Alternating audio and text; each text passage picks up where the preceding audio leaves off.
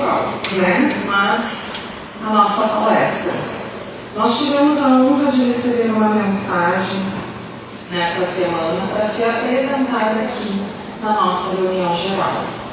E essa mensagem tem o título de Aos participantes da primeira reunião geral de 2026.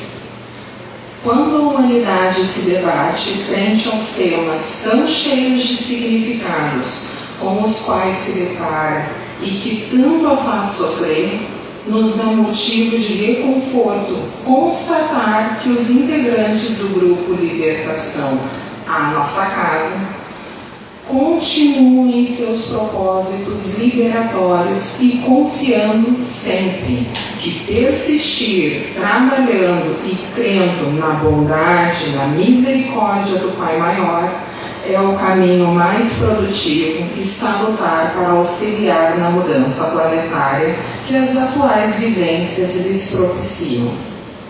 Em meio à nebulosa energética que predomina em todo o planeta, vislumbram-se alguns locais luminosos, onde o amor e a fé predominam, servindo de pontos de referências aos enredados em dificuldades expressivas.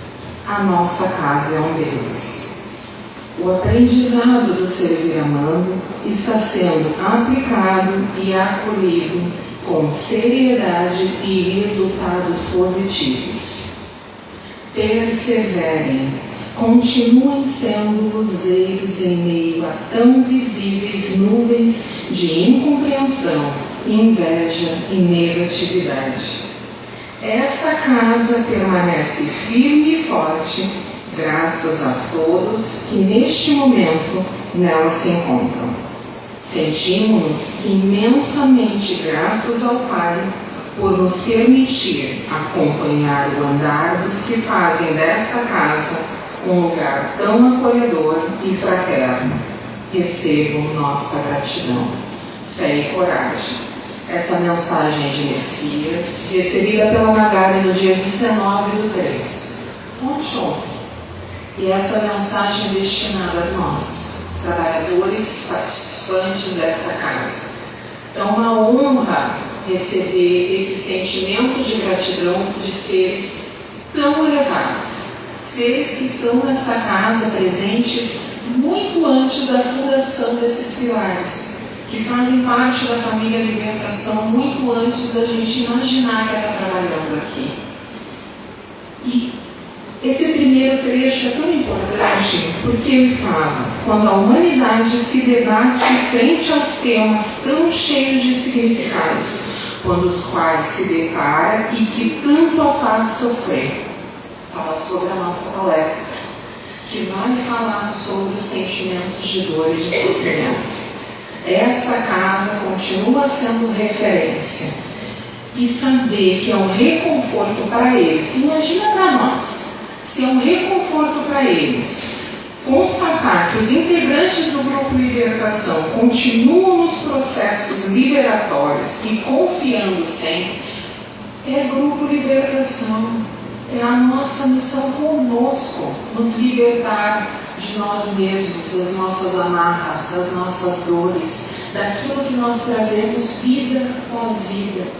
E como é gratificante saber que contamos com eles e que eles têm reconhecido o trabalho que aqui tem sido feito. Em meio a essa nebulosa energética que predomina em todo o planeta, vislumbram-se alguns lugares luminosos, onde o amor e a fé predominam, servindo de pontos de referência aos enredados em dificuldades expressivas. Aqui não tem ninguém com problema, né? Está todo mundo resolvido. Mas vamos dizer que alguém esteja em dificuldade. Que maravilha poder ter um lugar para onde voltar, para onde se voltar, para onde se encontrar. E que lindo eles verem a nossa casa como um desses lugares luminosos, porque a luz da nossa casa é feita por cada um que aqui está. O aprendizado de servir amando está sendo aplicado e é acolhido com seriedade e resultados positivos. Isso é muito importante, porque ao mesmo tempo que eles nos gratificam, eles também poderiam estar dando uma chamada, como muitas vezes nós já recebemos vários puxões de orelha, quando não estávamos agindo com disciplina, quando não estávamos cumprindo servir amando. É importante, pessoal, entender que o servir amando não é receber alguém fazendo mãozinha, dizendo gratiluz, gratidão, meu irmãozinho. Isso não é servir amando, isso é ser educado, é ser gentil. Servir amando é doação de si mesmo. Servir amando é enfrentar as dificuldades e estar aqui de peito aberto para aqueles que muitas vezes vêm se lamentar, vêm conversar, vêm receber um apoio, vêm receber um carinho, vêm em busca de um passe, aliviar aquele peso tão grande.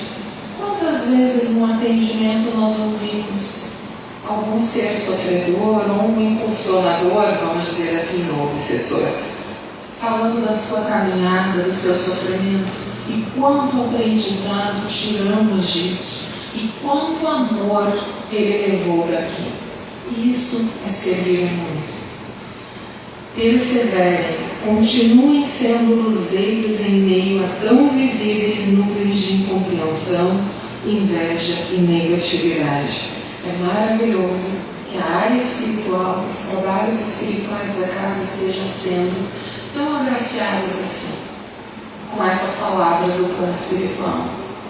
Porque essa doação, esse trabalho é tão importante para nós que estamos fazendo ele, nós que estamos dia a dia, nós que enfrentamos todas as dificuldades para estarmos aqui. Quando a gente recebe essa confirmação, aquece o nosso coração. Não que a gente trabalhe para isso, que a gente é evoluído e a gente não precisa receber elogio nenhum, né? A gente sabe que está trabalhando só de amor e não vamos receber nada em troca. Esta casa permanece firme e forte, graças a todos que neste momento nela se encontram. A ti, a ti, a ti, a ti, a mim, a nós. Essa casa é feita de cada um de nós.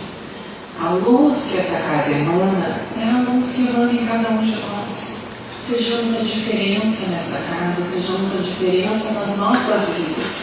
Sejamos esse ponto de luz onde nós formos, porque estaremos levando o nome da nossa casa e o Grupo Libertação conosco. Sentimos-nos imensamente gratos ao Pai. Olha que honra Messias dizer que se sente grato, que eles que conduzem essa casa do plano espiritual agradecem ao Pai por acompanhar os nossos processos, por acompanhar a nossa evolução, o nosso crescimento, o nosso trabalho. Que dirá nós? Nós nos sentimos agraciados por poder contar com esse apoio e receber esse tipo de mensagem, fortalecendo e nos dando mais condições ainda de continuar esse trabalho. Recebam nossa gratidão, fé e coragem. E vocês, participantes e trabalhadores dessa casa, recebam nossa gratidão como colegiado, como responsáveis pela área espiritual. Recebam nossa gratidão por estarem aqui na tarde de hoje, com todo esse calor, com todas as dificuldades e com toda a correria. Recebam nossa gratidão todos os dias que se colocam à disposição de se doar nesta casa e nestes trabalhos. Nunca é em vão. E não pensem que nunca é visto sim, sempre por quem tem que ver. Obrigada.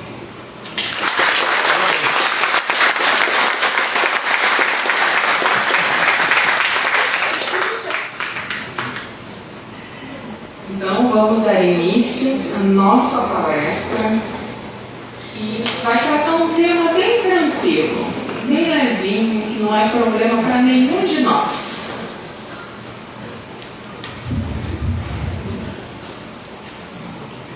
Boa tarde, pessoal.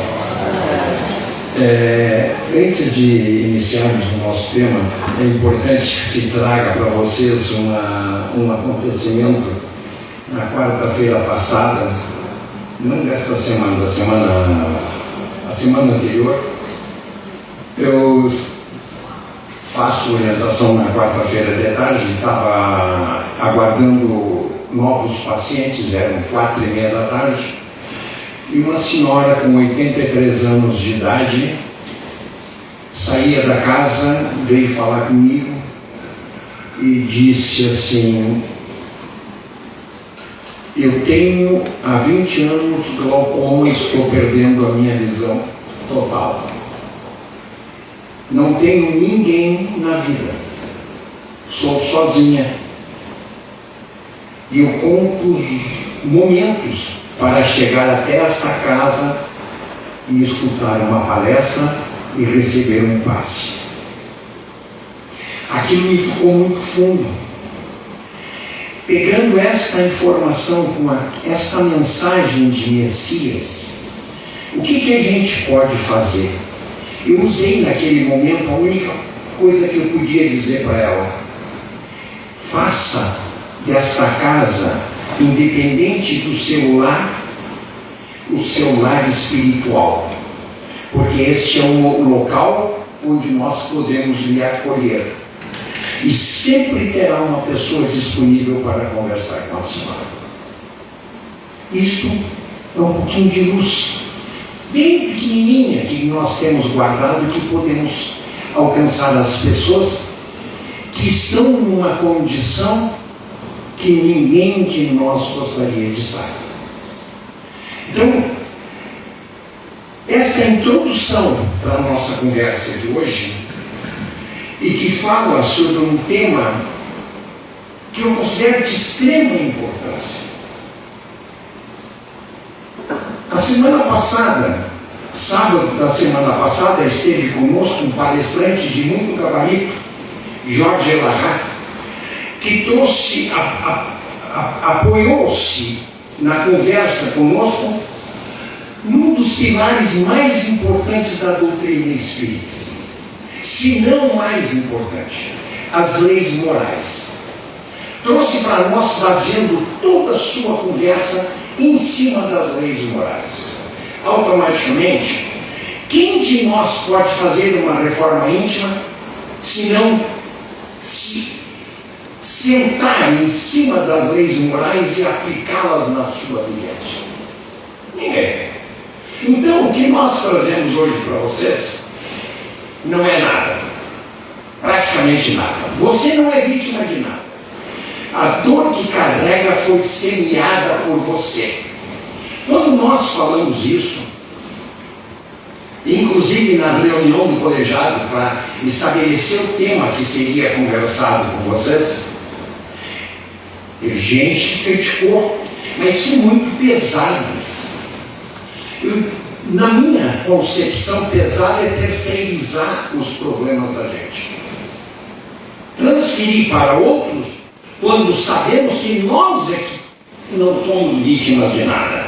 Tudo aquilo que nós conseguimos conquistar na nossa caminhada é graças ao entendimento dos problemas que causamos para nós mesmos.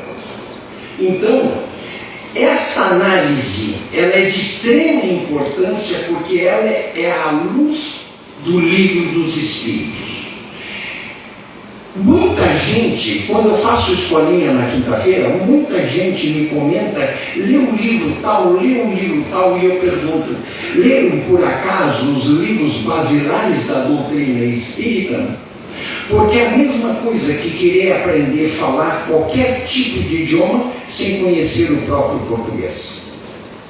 Então nós temos que trabalhar em cima daquilo que é a base da doutrina espírita, que são os livros que contêm o Pentateuco, que fizeram o Pentateuco, que nos trazem informações para poder entender qualquer outro livro. Porque é muito interessante, aqui não entra nenhum demérito a qualquer livro, mas é muito interessante ler um livro atual a respeito da doutrina sem conhecer o beabá da doutrina. Eu acho que o entendimento fica caótico. Eu acho que nós temos que ter o conhecimento básico. Então vamos lá, porque temos várias perguntas aqui que vêm do Livro dos Espíritos que vão nos alcançar. ilusão da injustiça à compreensão da lei. Da ilusão da injustiça. Já começou pesado, né? Mas é bonito, né? A afirmação de que não somos vítimas, de que a dor que carregamos foi semeada por nós mesmos, pode causar, num primeiro momento, estranhamento ou resistência. Em uma sociedade acostumada a atribuir as responsabilidades sempre aos outros, tal ideia parece um pouco dura. Na realidade, nós vamos ver claramente, ao correr dos slides que vamos transferindo, que não é absolutamente dura. Dura somos nós quando tentamos transferir as responsabilidades. O Espiritismo não se constrói sobre culpa. Aqui está o primeiro ponto importante. O fato de que carregamos uma dor que foi semeada por nós, não podemos com isso ter o sentimento de culpa. Todos nós erramos, todos nós temos defeitos, e por errarmos não significa que temos que nos culpar. Não, temos que dar a volta por cima, sacudir a poeira e continuar a caminhada como ela é, para que nós possamos mudar esses elementos. Então, o Espiritismo não se constrói sobre culpa, mas sobre responsabilidade moral esclarecida, capaz de devolver ao espírito o comando da própria trajetória espiritual.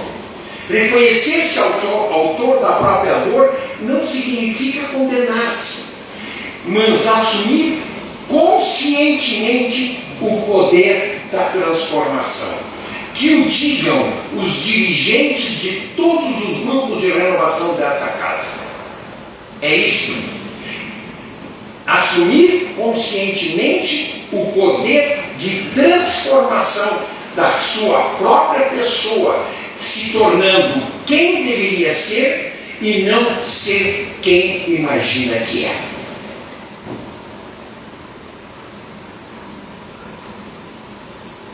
Uma das maiores angústias do espírito encarnado é a sensação de injustiça diante da dor. Em momentos de sofrimento, a pergunta surge quase que inevitável: por que comigo? Eu acredito que todos aqui nós, um dia, usamos essa expressão, porque nós não gostamos de sofrer. Por quê? Por que nós não gostamos de sofrer? Porque quando adotamos procedimentos equivocados, não pensamos nas consequências dos equívocos cometidos. A doutrina espírita, porém, convida a uma mudança profunda dessa indagação, conduzindo-nos da revolta à compreensão. Allan Kardec estabelece logo no início de O Livro dos Espíritos, na questão 13, o alicerce desta reflexão ao afirmar: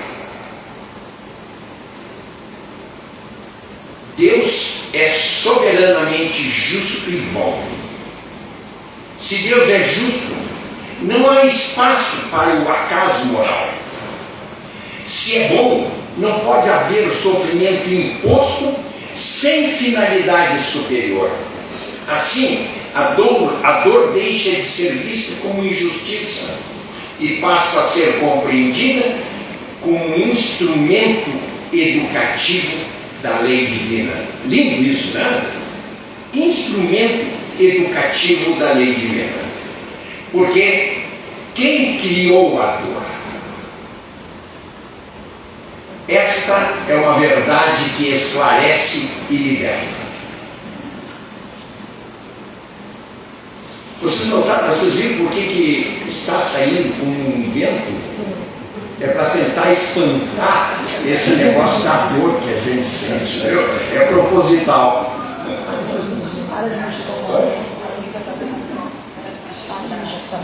Eu vou apanhar. É que eu fiz uma cirurgia no braço e ela disse que para de mexer com esse braço. Eu vou botar o braço para trás para ela não ver. Tá? O equívoco da condição de vítima. A postura de vítima é compreensível no início da dor, mas perigosa quando se torna morada permanente da alma. Quando acreditamos ser vítimas, entregamos o controle da vida às circunstâncias. Perdemos nós o controle da nossa condição, porque sempre foi o outro que causou a situação. Nós somos vítimas das condições. Atribuímos nossa infelicidade sempre ao outro, paralisamos o crescimento espiritual. A ideia de que somos vítimas das circunstâncias nasce da visão limitada de uma única existência. O Espiritismo rompe esta visão, estreita ao afirmar a imortalidade da alma e a continuidade da vida. Paramos um pouquinho aqui. Preste atenção em todos os slides que nós estamos passando, porque depois que nós concluirmos a nossa conversa com vocês, nós teremos uma dinâmica. Este é o momento especial desta reunião de hoje, que é uma reunião laboratório experiencial para novas reuniões. E essa dinâmica, ela envolve sentimentos e emoções próprias com o que foi exposto aqui. Portanto, vamos gravar bem tudo que nós estamos falando.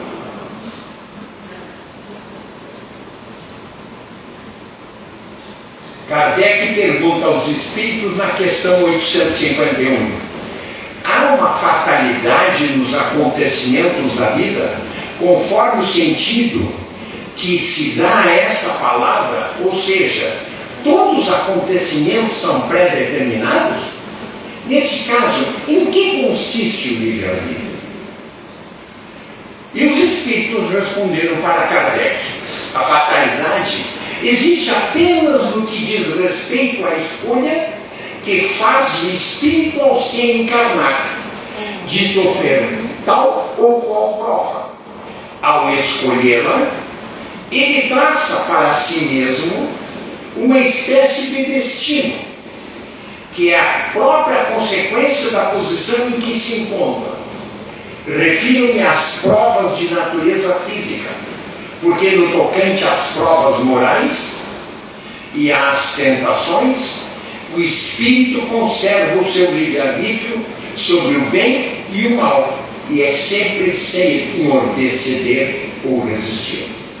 Esta resposta dada pelos espíritos, pouco mais adiante, dá um esclarecimento de que não é bem assim, de que nós escolhemos as provas que vamos enfrentar. Nós concordamos, porque a escolha é do plano espiritual, porque conhecem todo o nosso processo evolutivo e vão nos alcançar uma condição do que é o melhor para nós e não daquilo que nós achamos que é o melhor para nós.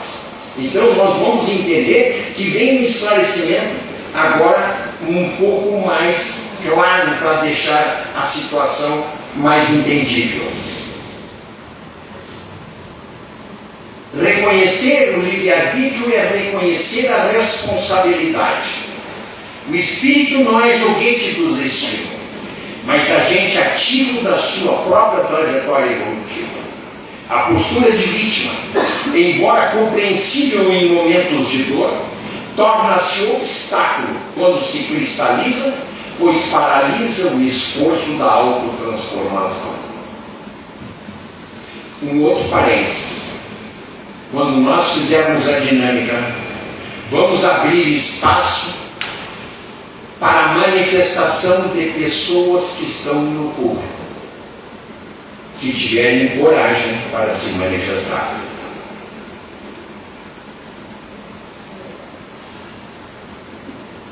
A origem do sofrimento é a lei de causa e efeito como expressão da justiça divina.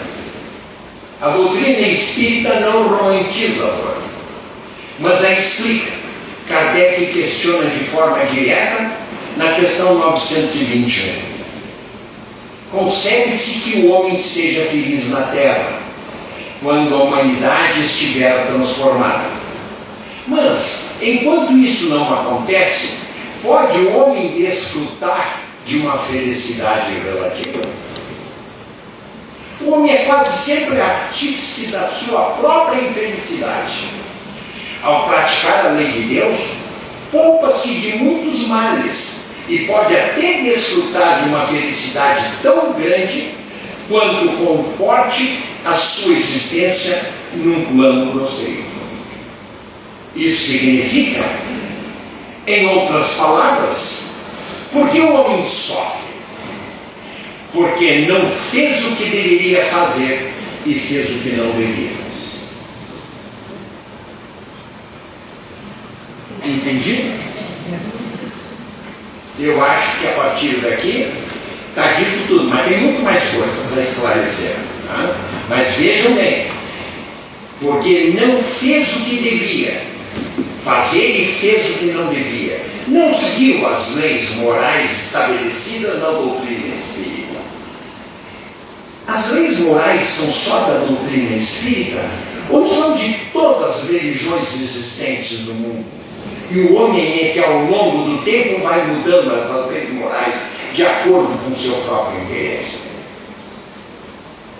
Essa resposta não carrega condenação moral, mas clareza educativa. O sofrimento surge como efeito natural do uso inadequado do livre-arbítrio, funcionando como freio, alerta e convite à reflexão. Complementando esse entendimento, os espíritos afirmam na resposta à questão 964. Deus tem as suas leis que regulam todas as ações humanas. Se as violarem, é por sua própria culpa.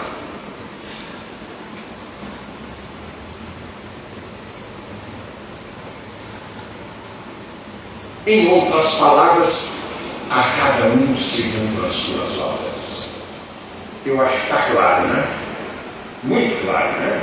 Com certeza. Não se trata de punição, mas de coerência moral da lei divina.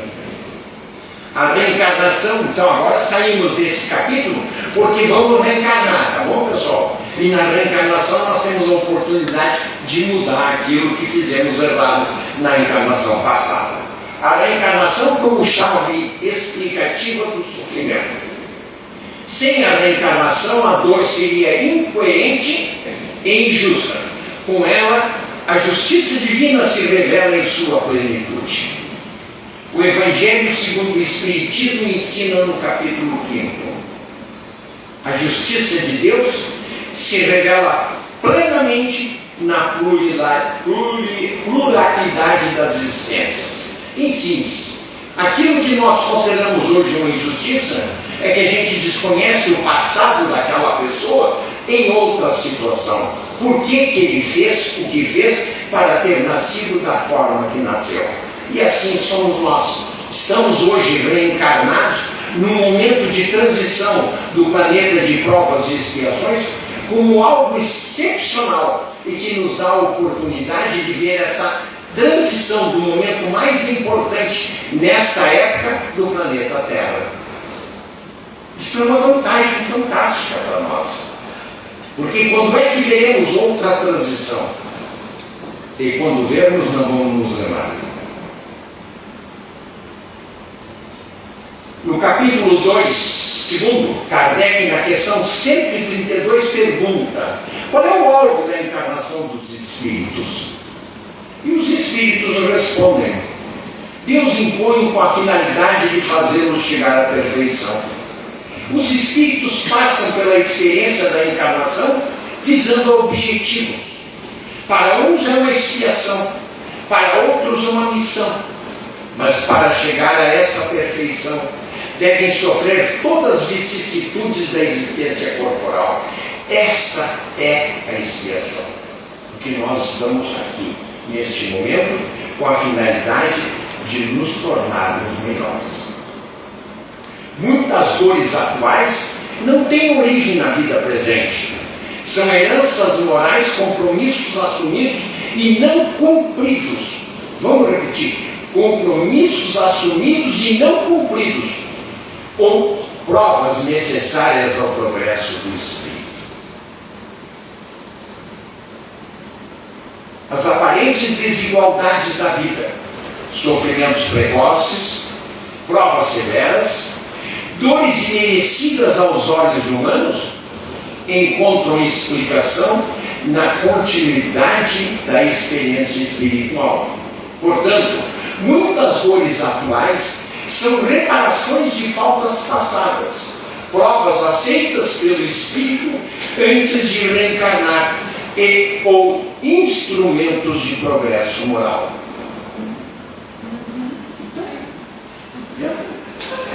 Uma filosofia que está fazendo uma reunião comigo, mas está quieta lá no canto dela.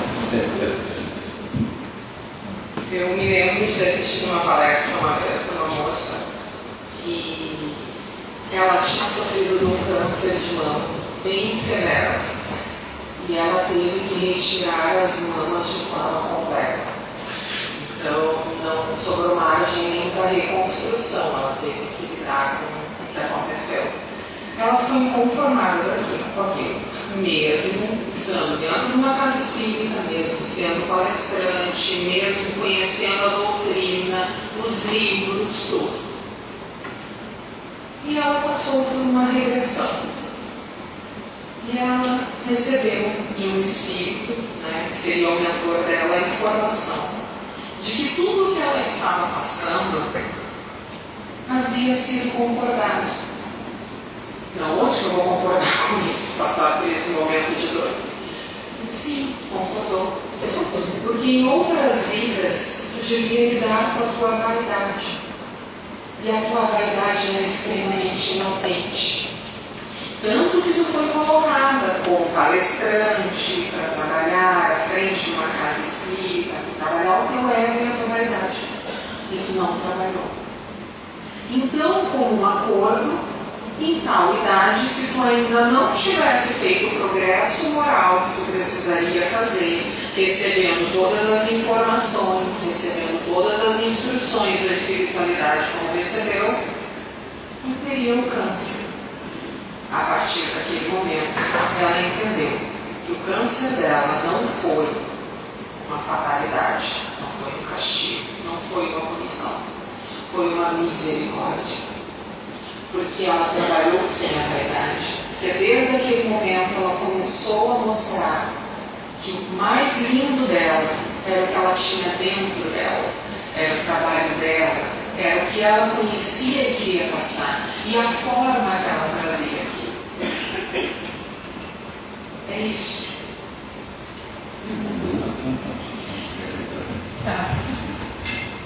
Então, meus amigos, é que eu conto a intuição espiritual.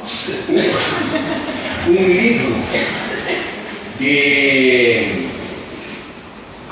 livro espírita que é romanceado, de Robson Pinheiro, relata em um determinado momento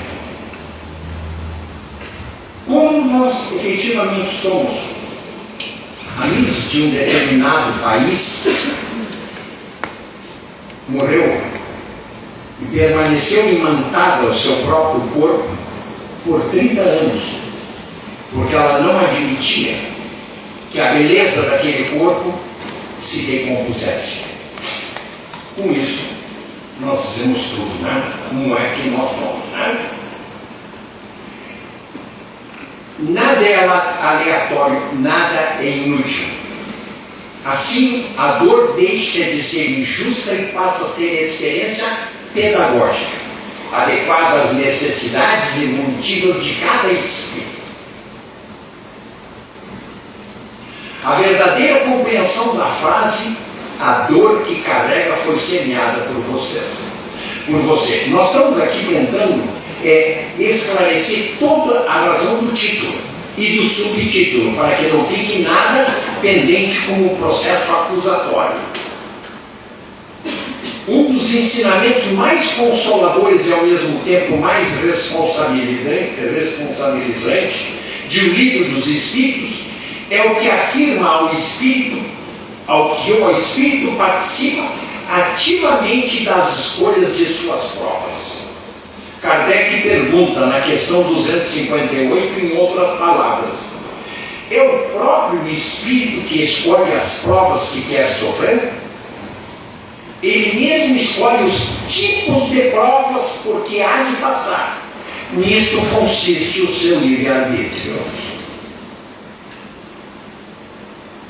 Essa revelação muda completamente a compreensão do sofrimento. A dor não é imposta por Deus, mas aceita ou solicitada pelo Espírito, visando o seu próprio adiantamento moral.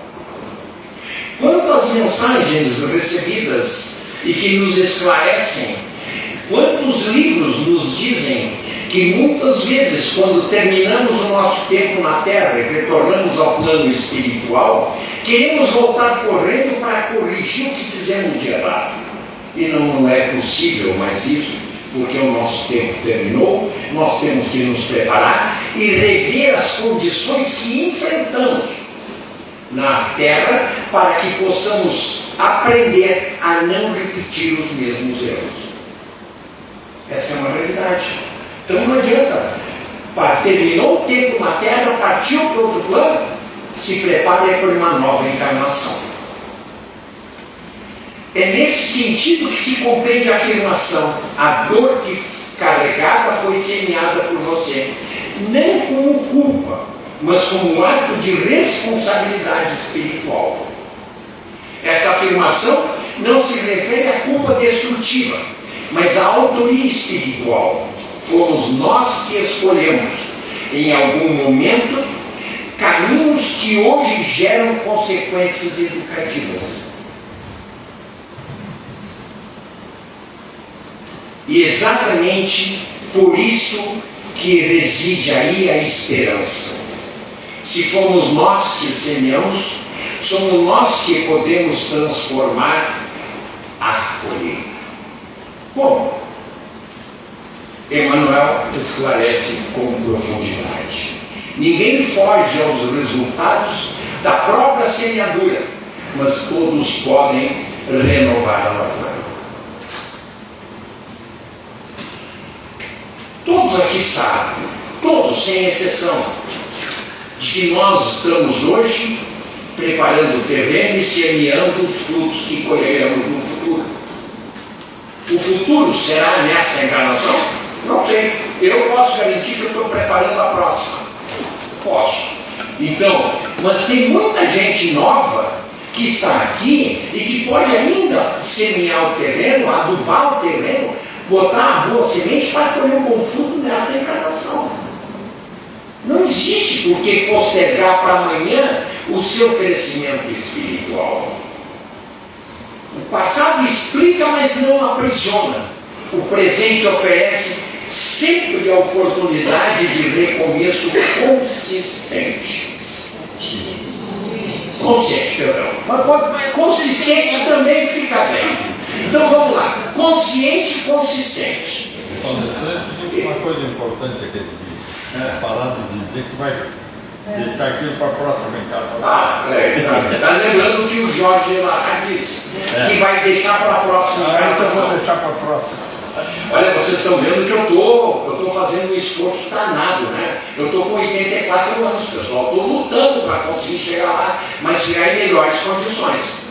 Estou tentando, né? Então vocês têm bem menos, tente mais. A dor e o convite à reforma íntima. Toda dor traz consigo uma convocação silenciosa ao autoconhecimento. Aqui nós vamos bater naquilo que é o mais importante. Reforma íntima. Kardec formula a pergunta fundamental na questão 919. Qual é o meio prático mais eficaz para se melhorar nesta vida e resistir à atração do mal? Os espíritos respondem, todo mundo sabe disso. Conhece-te a ti mesmo. Existem nesta casa 22 grupos de reforma íntima, disponíveis em primeiro e segundo estágio, prontos para que possamos trabalhar de forma a fazer a nossa mudança interior. A dor aponta fragilidades ainda não trabalhadas, virtudes ainda não desenvolvidas e tendências que precisam ser educadas. Ela não visa destruir, mas transformar. Vamos agora entender um pouquinho. A dor aponta fragilidades ainda não trabalhadas, que trazemos de vivências passadas e que estão arraigadas no espírito que hoje possui este corpo. Tendências. Esta é uma das situações mais sérias que nós temos. Tendências a praticar determinadas situações, a praticar determinadas ações. Por que nós temos essa tendência? Porque aquilo está arraigado no espírito que nós somos, que hoje estamos encarnados com uma forma de fazer uma mudança completa na nossa maneira de ser. E é isso que tem que ser trabalhado. Não a eliminação, mas sim a transformação. É dar a mão àquele ser que tem essas tendências para saber o que não mais deve repetir. Outro ensinamento que reforça essa ideia na questão 919A no comentário feito por Kardec. Reconhece-se o verdadeiro espírita por sua transformação moral. Encerramos esta parte e vamos entrar no mais importante, de vítimas a aprendizes da lei divina. Alguém gostaria de manifestar alguma coisa? Nós já estamos perguntando antecipado, tá? O Espiritismo não nega a dor, mas nega o vitimismo permanente. Somos espíritos imperfeitos em processo de aprendizagem. A Verônica tem uma história para contar.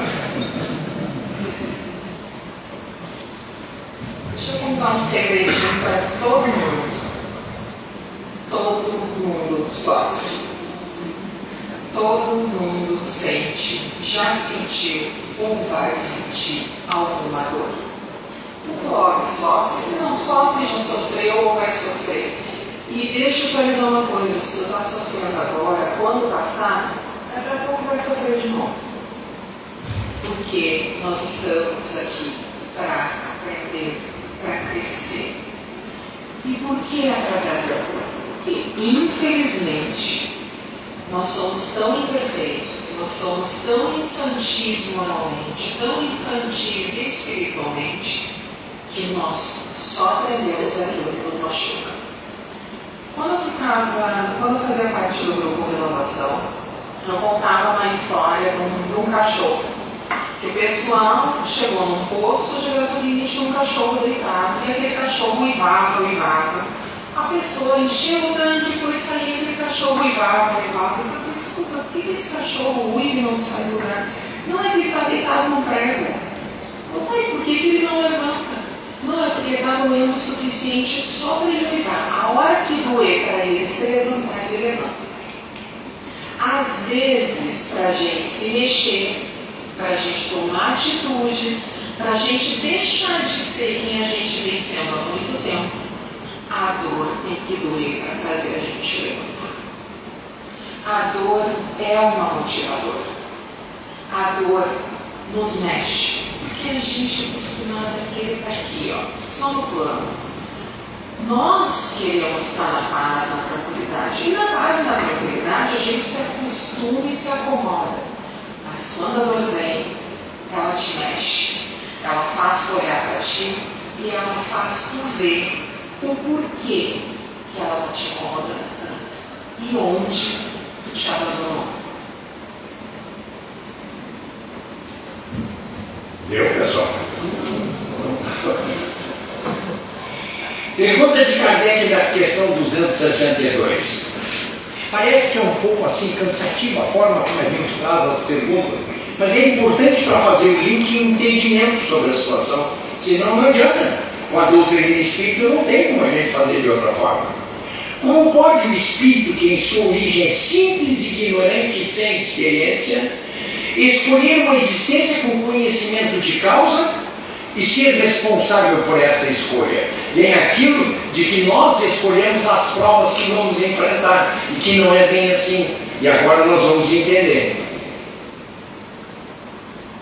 Deus supre a sua inexperiência ao traçar o caminho que deve seguir, como se faz com uma criança desde o berço. dá-lhe gradativamente a liberdade de escolha. À medida que seu livre-arbítrio se desenvolve, é então que muitas vezes se extravia ao tomar o mau caminho, por não ouvir os conselhos dos bons espíritos.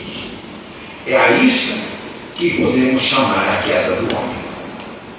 Ora, meus amigos, Deus supre a inexperiência do homem, dá-lhe condições e cria tal qual uma criança é criada pelos seus pais.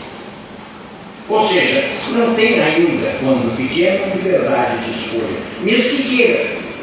Mas o pai muitas vezes escolhe. Assim ele age conosco. Ele é justo e bom. Não deixa uma criança sofrer.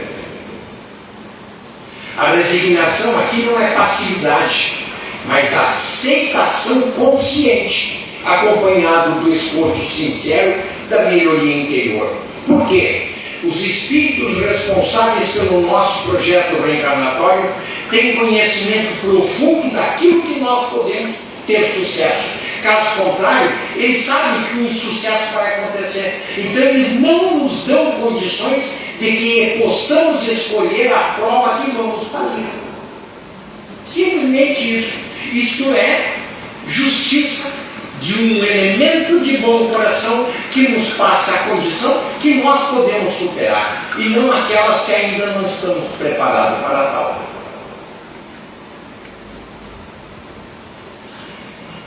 A esperança espírita, a dor tem limite. Nós estamos chegando praticamente no final da nossa exposição. Não? Por mais intensa que seja a prova, ela é sempre temporária. O sofrimento não é eterno, porque a ignorância não é eterna. Kardec pergunta na questão 1009: os espíritos inferiores são infelizes para sempre? Não, Deus não condena ninguém perpetuamente. Isto são os homens que fazem através das religiões que praticam. Esta resposta encerra uma das mais belas mensagens de esperança da doutrina espírita. Não existe condenação eterna, apenas educação gradual da alma. Conclusão: a libertação pelo entendimento da lei. À luz do livro dos Espíritos, compreendemos que não somos vítimas do acaso, do destino ou de Deus. Somos espíritos responsáveis, amparados pela justiça e pela misericórdia divinas. A dor que carregamos explica-se pela lei de causa e efeito. Encontra sentido na reencarnação. Convida à reforma íntima e aponta para a esperança do progresso.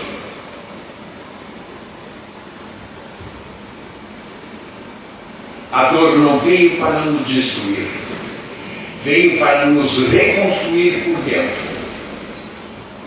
Se fomos nós que semeamos, seremos nós que aprenderemos a semear melhor. E um dia, quando o amor substituir definitivamente o erro, a dor já não será necessária. Assumir essa verdade não nos conduz à culpa, mas à liberdade espiritual, pois somente quem reconhece a própria responsabilidade pode, de fato, transformar o próprio destino. E a última questão nos diz que essa compreensão nos fortaleça para substituir a pergunta por que sofro, pela indagação libertadora. O que esta dor quer me ensinar? E aqui nós não encerramos a nossa conversa com vocês. Nós paramos a primeira parte esclarecedora. E vamos começar logo a nossa dinâmica. Tá? Então a nossa dinâmica, ela necessita, no primeiro momento, da dor da consciência, da dor à consciência, o caminho da libertação. Preste bem atenção a partir de agora, porque agora nós vamos iniciar um processo que todos vão se envolver. Essa dinâmica não confronta, desperta, não acusa, esclarece, não julga, liberta. Essa dinâmica testará o público em relação à palestra, em especial sobre dor, lei de causa e efeito, responsabilidade espiritual, reforma íntima, libertação interior. A partir desse momento, vamos todos fazer um relaxamento. Sente-se confortavelmente. Fechem seus olhos. Deixem-se envolver pelos acordes musicais.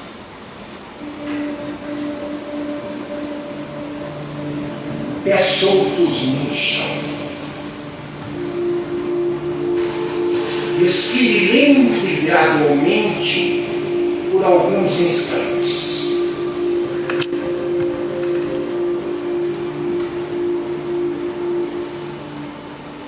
Este é um momento íntimo. Nada será exposto.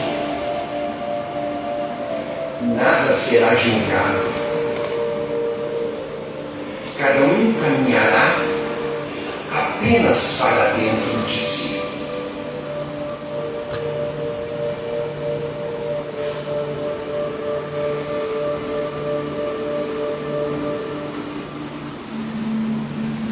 Ao longo da vida,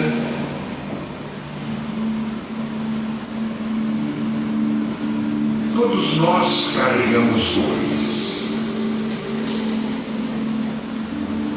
Algumas são antigas, outras recentes. Quase sempre buscamos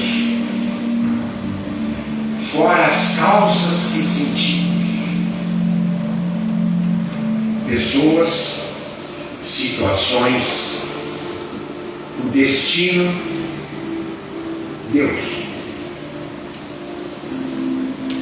Mas a doutrina espírita nos ensina que a vida não é punição, é educação, e que a dor não nasce do acaso, mas do aprendizado que ainda não concluímos.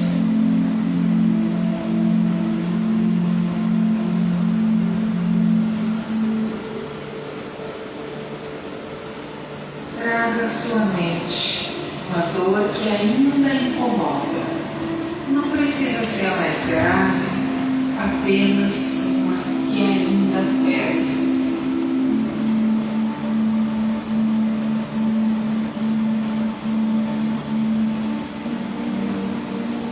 E pergunte-se internamente: essa dor nasceu do quê? De uma escolha? De uma reação? De um sentimento que se repetiu ao longo do tempo? Ou de algo que você insistiu em fazer, pensar ou sentir?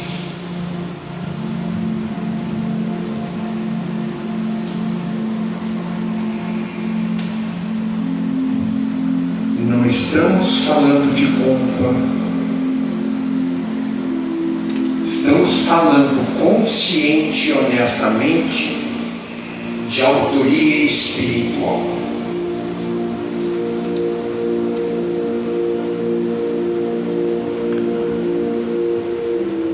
Porque, à luz da consciência, podemos compreender que não somos vítimas de nada. A dor que carregamos foi muitas vezes semeadas por nós mesmos, inconscientemente, não para nos ferir, mas para nos ensinar. Tudo aquilo que foi semeado pode ser transformado quando há consciência e desejo sincero de mudança.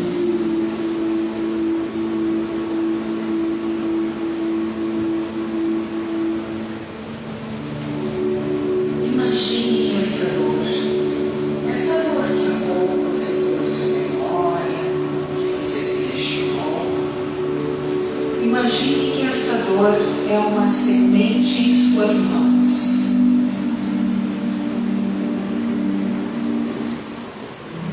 Agora, imagine que você escolhe o que fazer com essa semente. Continuar segurando ou plantá-la no solo da consciência para que se transforme em aprendizado.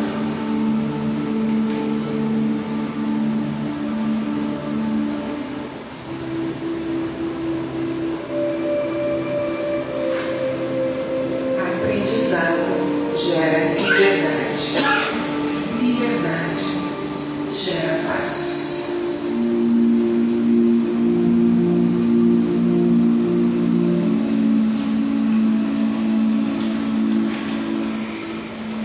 Uma escolha que foi feita agora com esta semente.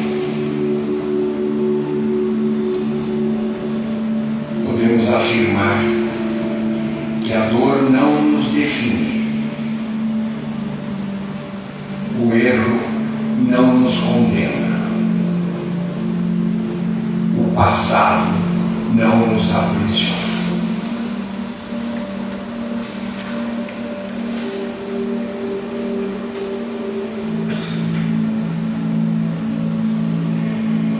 Quando assumimos a responsabilidade amorosa por nossa história, deixamos de ser vítimas e nos tornamos aprendizes da nossa própria alma.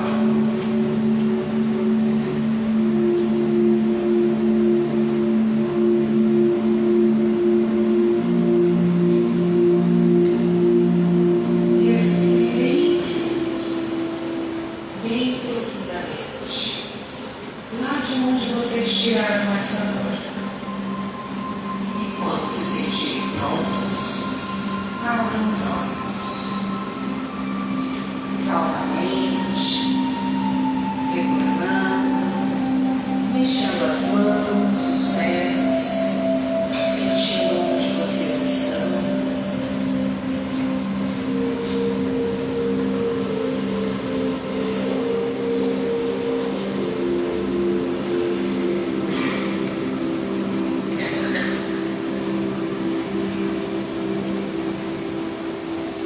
Antes que nós passemos a condição de alguém se colocar como voluntário, queremos passar esse rápido vídeo para que você entenda um pouquinho esta situação. Talvez a sua dor não venha do que você perdeu, mas do que você se recusa a soltar. Aquele relacionamento que acabou, mas que você ainda visita na sua cabeça. Aquela conversa que se repete na mente, imaginando um final diferente. Aquela versão de você que não existe mais, mas que você insiste em tentar reanimar. A gente se apega ao que já foi, ao que quase foi. ao que poderia ter sido. Porque o fim é assustador e o recomeço é solitário. Mas a verdade é que você não está segurando o passado. Você está impedindo o seu futuro. Você está gastando toda a sua energia de agora em algo que já é ontem. Deixar ir não é desistir, é aceitar. É entender que algumas coisas só existiram para ser uma lição. Soltar não é perder, é abrir espaço. É se dar a permissão de começar de novo e de finalmente viver em paz.